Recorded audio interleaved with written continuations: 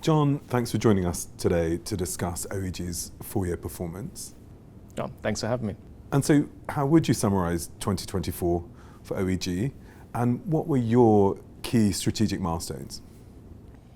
Yeah, we've had a very strong year in 2024. For the first time, we've seen our group revenue exceed $500 million. We've seen our headcount increase by 30% to 1,300 through the year. And with that, a number of senior new hires to develop the team, including a new CFO, a new group non-executive chairman, and senior hires right across the HR, marketing, legal team, which really gives us the backbone to further development of the company. And one of the areas we've hired heavily into is in the data analytics team. And this is really helping us to set up for strong data-driven decisions, both in 2024 and also very much into the future as well. We've made 14 acquisitions across the last 4 years, and including 2 of those during 2024, including OEG, which we acquired to really expand our capabilities into the high voltage space, and also OPS, which expanded our technician and component exchange business in offshore wind. So overall, it's been a very strong year and setting us up very well for expansion in the future.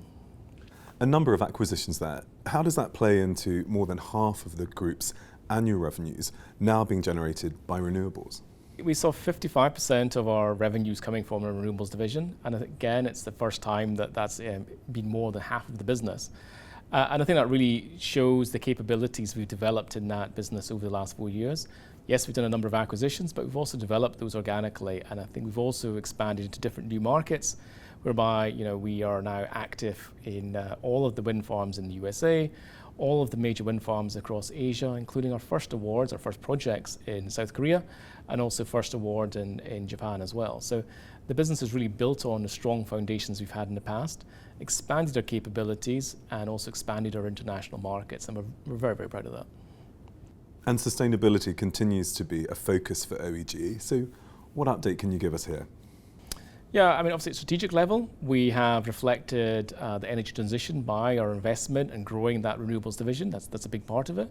But also in terms of our day-to-day operations, we've really improved our baseline reporting. We've developed new systems, controls, personnel to record all of the emissions across different parts of our business, identify the hotspots and look at opportunities. We've invested in terms of putting solar capability into many of our buildings across the world.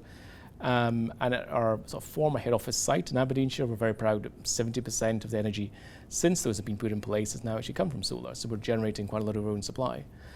At the same time, in terms of our emissions or use of electricity, we've also looked at electrifying our forklift fleet or using HVO, depending on the scale of the vehicle, as well as expanding our vehicle fleet using EVs as well. So overall, we're putting many different variety of actions in place to improve our renewables use.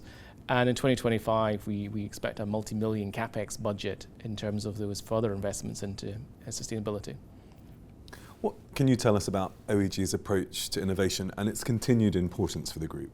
We've seen our innovation into the new eCFE tool, which was developed here in the UK, and using the supply chain experience that has been developed for many, many years in this market. And that's actually now completed its development, and it's had its first deployment this year on a wind farm project here in the UK, where it overachieved what we had expected it to do.